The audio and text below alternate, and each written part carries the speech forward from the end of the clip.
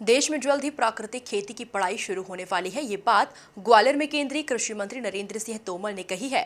तोमर ने कहा कि देश के कृषि विश्वविद्यालयों में प्राकृतिक खेती कोर्स शामिल किया जा रहा है, जिसके तहत कृषि छात्रों को प्राकृतिक खेती की पद्धति पाठ्यक्रम में पढ़ाई जाएगी। देखिए खास रिपोर्ट। ग्वालियर के राजमाता विजयराजे सिंधिया विश्वविद्यालय में प्राकृतिक खेती पर एक कार्यशाला आयोजित हुई, जिसमें देश भर के 425 कृषि विज्ञान केंद्रों ने भाग लिया।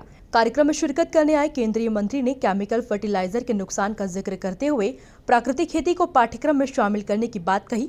उन्होंने कहा कि अच्छी गुणवत्ता का खाद्यान्न व कृषि उत्पाद हो, इसीलिए प्राकृतिक खेती के लिए मिशन बनाया गया है। और पूरे देश भर में प्राकृतिक खेती पर काम चल रहा है। प्राकृतिक खेती को लेकर हम एग्रीकल्चर में पाठ्यक्रम में भी उसकी शुरुआत करने वाले हैं।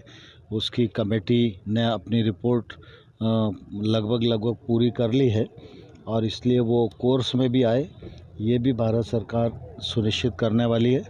और कृषि विज्ञान केंद्र हमारी सबसे प्रमुख यूनिट है जो देश के हर ज़िले में है, और इसलिए 400 कृषि विज्ञान केंद्रों पर जहाँ प्राकृतिक खेती की शुरुआत जल्दी की जा सकती है, ऐसे कृषि विज्ञान केंद्रों का यह वर्कशॉप आज ग्वालियर यूनिवर्सिटी में आयोजित है।